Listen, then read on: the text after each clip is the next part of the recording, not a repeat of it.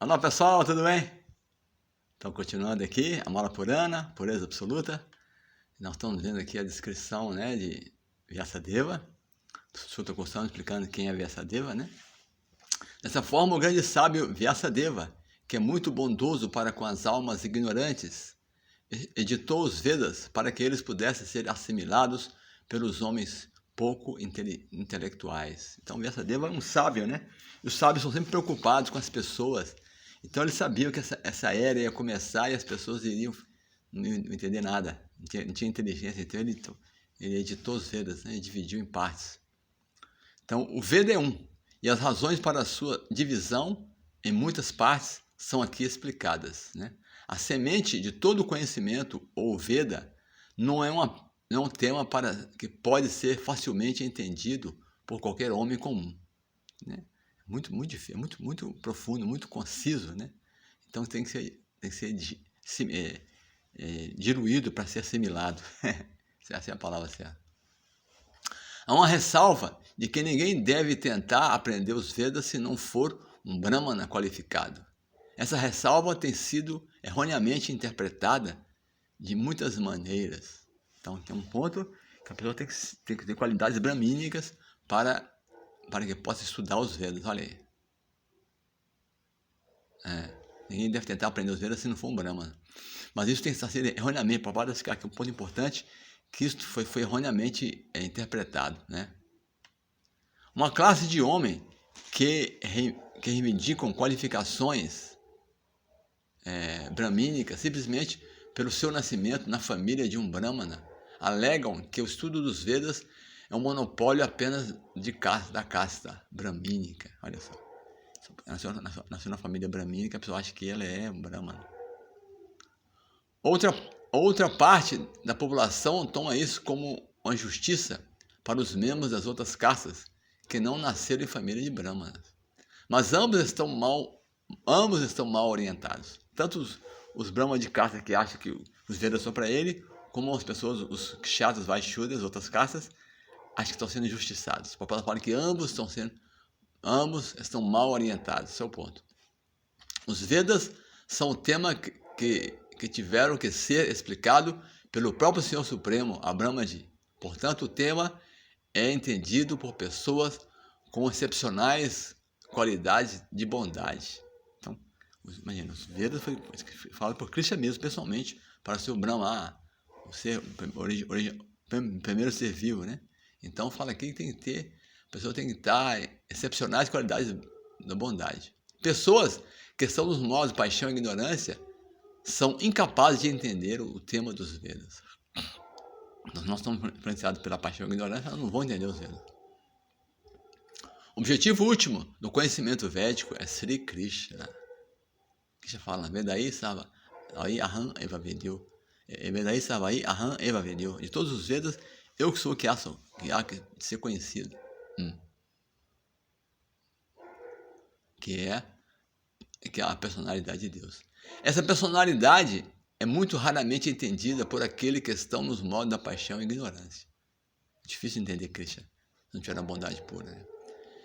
Na Satyuga, todos estavam situados no modo da bondade. Gradualmente, o modo da bondade declinou durante a Treta e Dwapara Yugas, e a massa geral da população tornou-se corrupta. Na era atual, o modo da bondade é quase que nulo, e assim para a massa geral da população, o modo bondoso e poderoso sábio Vyasadeva dividiu os Vedas. Como nessa era, a maioria das pessoas, massivamente as pessoas estão na paixão e ignorância, então Vyasadeva dividiu os Vedas, né? Por bondade, né?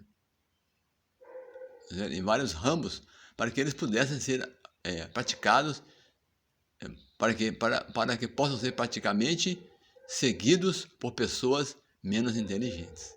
Então, por isso que dividiu os Vedas, olha aí.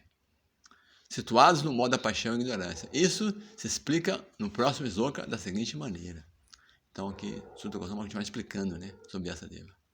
Por compaixão, o grande sábio achou sensatamente que isso iria capacitar os homens que atingirem o objetivo último da vida. Desse modo, ele compilou a grande narração histórica chamada Mahabharata para as mulheres, trabalhadores e amigos dos duas vezes nascidos. Então ele compilou o Mahabharata para as pessoas que eram mais simples, né? Assim, mulheres comuns, né? Não são sábias. Tem mulheres sábias também, tem mulheres gurus, mas mulheres comuns, né? Homens comuns. E assim, ele compilou esse Mahabharata. Os amigos das famílias dos duas vezes nascidos são aqueles que nascem em famílias de brahmanas, kshatriya, vaixas, ou em famílias espiritualmente cultas, mas que eles mesmos não são iguais a seus antepassados. Então isso acontece, né? Não é que você nasceu na família de pessoas brahmínicas e kshatriyas e você vai ter as qualidades, não.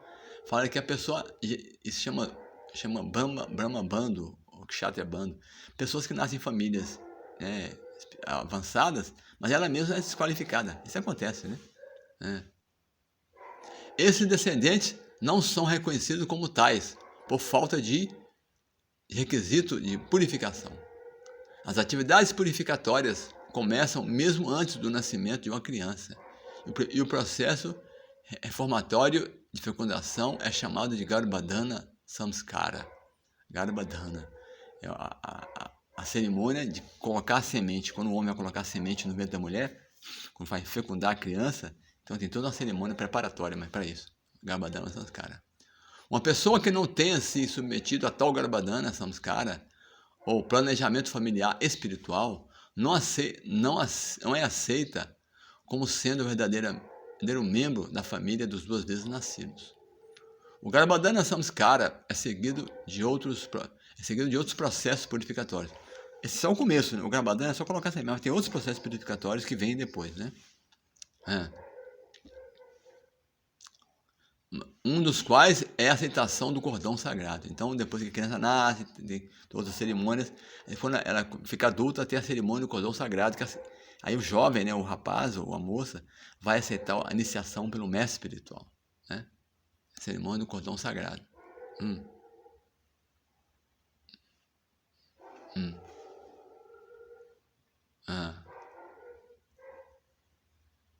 Essa é a realização no momento. Essa é realizada no momento, essa cerimônia, né? No momento da iniciação espiritual. Depois desse samskara particular, uma pessoa é corretamente chamada de duas vezes nascida. O primeiro nascimento é considerado apenas o primeiro nascimento é considerado aquele que ocorre durante o samskara de fecundação. E o segundo nascimento é considerado o que ocorre no momento da nascimento, iniciação espiritual. Então, o primeiro nascimento é quando é fecundado, não é quando a criança sai do ventre, não. Quando é fecundado, né, no Garbhadhana Samskara. E o segundo nascimento é quando ele recebe a iniciação espiritual, né? Alguém que tenha sido capaz de submeter-se a esses importantes samskaras pode ser chamado de duas vezes nascido autêntico. Olha só, duas vezes nascido autêntico, né? Se o pai e a mãe não se submetem ao processo de planejamento familiar espiritual e simplesmente geram filhos movidos pela paixão, esses filhos são chamados de Dvija Bandhus. Então, mesmo o pai e a mãe sendo brahmínicos, mas se geram filhos sem um planejamento espiritual, no Garbhadhana Samskara, então a criança é chamada de Dvija Bandhus. Esses Dvija Bandhus certamente não são tão inteligentes quanto os filhos de famílias regulares de duas vezes nascidos. Os Dvija Bandhus são classificados entre os Shudras e classe feminina, que são por natureza menos inteligentes. É um ponto polêmico, né? O Prabhupada falando em classe feminina. Mas, porém, nós sabemos, né? Nós não somos esses corpos, embora o corpo feminino tenha essa natureza, essa propensão, né? Mais pela paixão, né? Pelo coração, mulher morrer pelo coração, mas a pessoa pode se tornar um brahmana, um guru, mesmo sendo mulher, né? Aqui, ó.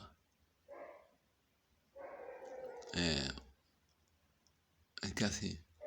Que são por natureza mesmo. Os Shudras e a classe feminina não precisam submeter-se a nenhuma samskara, com exceção da cerimônia de casamento. Tá bom? Vamos continuar no próximo vídeo.